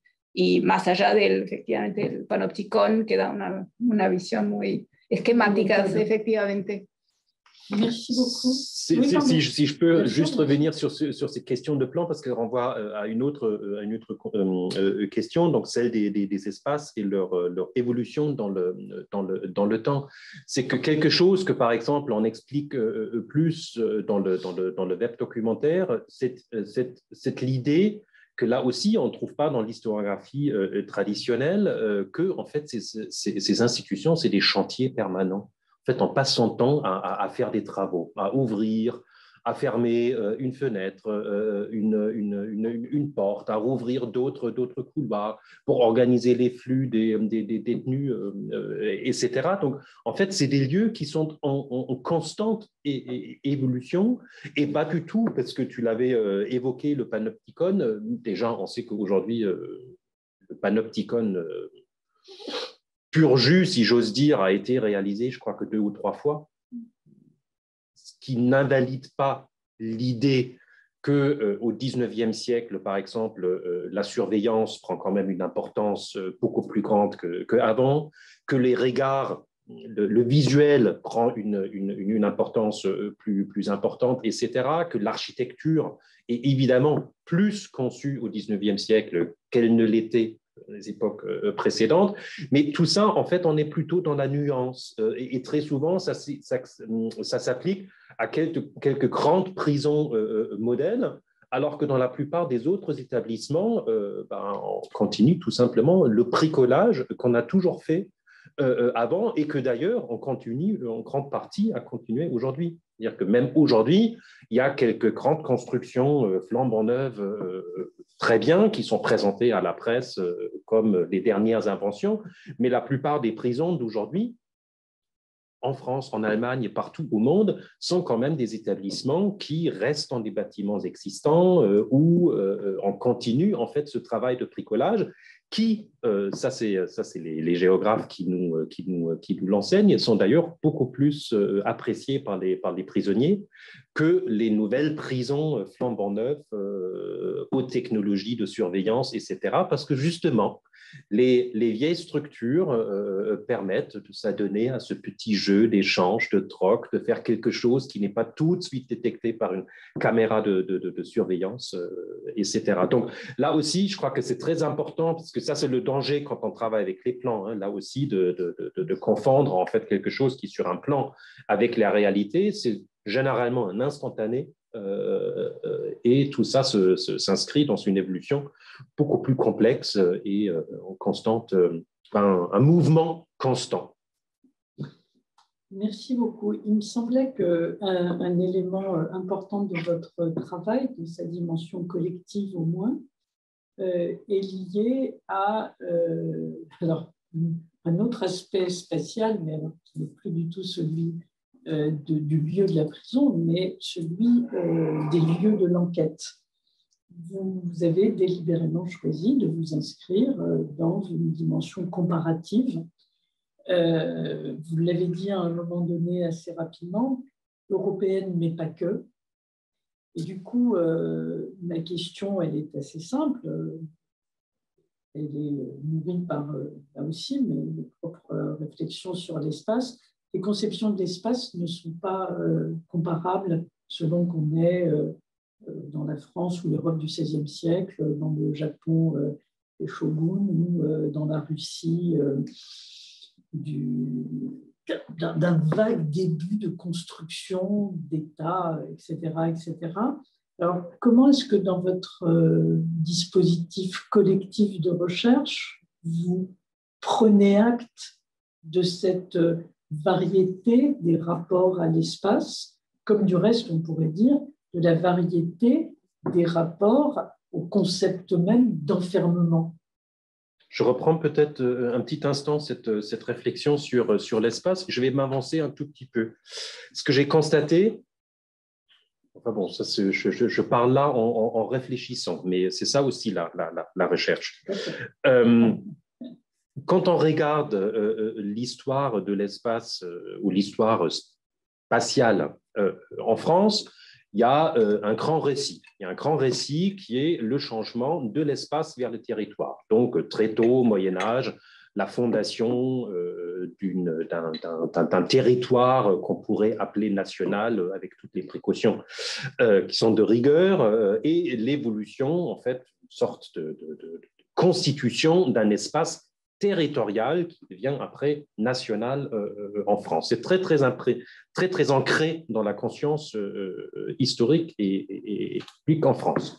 En Allemagne, ce n'est pas le cas. L'Allemagne, le Saint-Empire, vous le savez certainement, c'est un espace très fragmenté où justement la notion de territoire ne s'applique pas de la même manière parce que le territoire, c'est absolument pas un territoire national, c'est plutôt un territoire d'une ville, d'un duché. On retrouve la même chose en Italie, même si ce n'est pas exactement pareil. Et donc, j'ai un peu l'impression, mais encore une fois, ou autrement dit, moi, ça me surprend pas que quelqu'un comme Foucault, c'est-à-dire un Français, ait pu écrire une histoire des enfermements qui finalement est profondément attachée à la notion de territoire. Prison, c'est un territoire. Il y a dedans, il y a dehors, il y a une séparation claire, chacun a sa place. Alors que c'est vrai que moi, dès le départ, il y a quelque chose qui m'a dérangé, parce que pour moi, c'est l'espace, c'est quelque chose où on circule, où il y a de la mobilité, il y a des échanges, et ce n'est pas justement quelque chose qui est figé avec des frontières autour. Et ça, je retrouve dans d'autres domaines de recherche. Donc, comme tu l'as évoqué, je travaille maintenant beaucoup sur les bannissements, où là aussi, je rencontre dans mon terrain allemand et en me confrontant à l'historiographie allemande, qui d'ailleurs, sujet de l'espace, elle l'a découvert assez tardivement, beaucoup plus un intérêt pour les mobilités, pour les échanges, les circulations, que dans les travaux qui portent sur le même sujet. Je ne dis pas du tout que l'historiographie française n'a pas travaillé sur les mobilités, les circulations, ce serait vraiment très faux.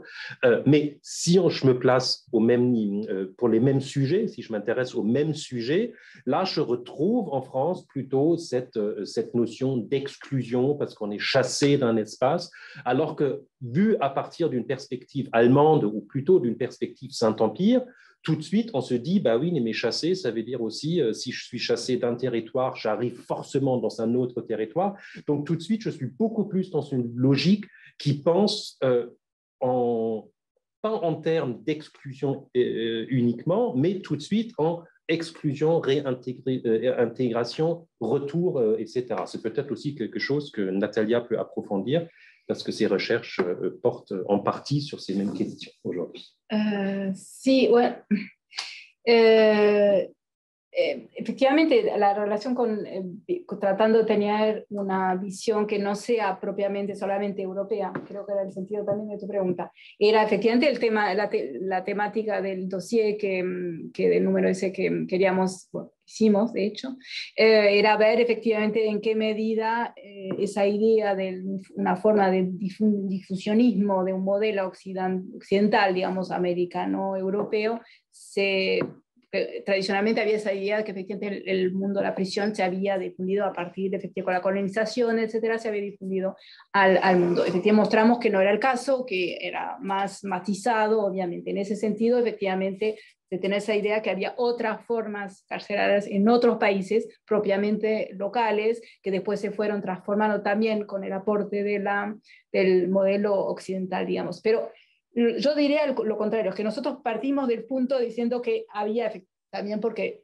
dentro de Europa misma ya cambian las cosas, según si es, bueno, un país, digamos, de modelo federal o que también era el caso de España, por ejemplo, Italia, el Sacro Imperio y todo, que dentro de todo cada modelo francés es más especial, digamos, pero no, lo que nos sorprende, al contrario, es que algunas cosas se encuentran también en otros países de los cuales uno pensaba que no, era totalmente diferente. Por ejemplo, si se ve el estudio muy interesante de Botsman, no sé si tú la cité, Botsman, si tú la cité sobre el Japón, se ve como la cárcel de Tokio, creada en el principio del siglo XVI, que es muy temprano, se parece muchísimo a la cárcel de Londres de la misma época, donde hay divisiones del espacio entre los estatus de la gente, los recursos, mujeres, los guerreros, no sé si le dice, bueno, los caballeros, y eso es la misma, donde en Londres las cárceles estaban divididas de ese modo, según el estatus, también los recursos, y se ve cómo se parecen. Eso es la inversa. Nosotros partimos de una idea que era totalmente diferente y uno, al contrario, está sorprendido de esos elementos comunes que muestran, bueno, no sé si son maneras de ver el espacio, pero por lo menos prácticas bastante parecidas, digamos, es la inversa. No contesto a tu pregunta, pero bueno, digamos. Pues, mil gracias. Tenemos que cerrar la reflexión sobre el encierro. Ha sido un gran placer poder aprovechar de su experiencia de investigación y de docencia, y soy convencida que esta discusión muy rica va a permitir a nuestras colegas, amigos y alumnos seguir una reflexión a la cual debemos muchísimo gracias a sus trabajos muy importantes. Gracias a Falk, gracias a Natalia, gracias al equipo que está con nosotros y gracias a la École de Hautes Études en Ciencias Sociales por haber permitido este mes de encuentros, de talks que hemos hecho en muchísimas lenguas. Así que, Dankeschön. Bitte schön. Gern geschehen. Merci, gracias. Merci beaucoup. Merci beaucoup à tout le monde. Merci.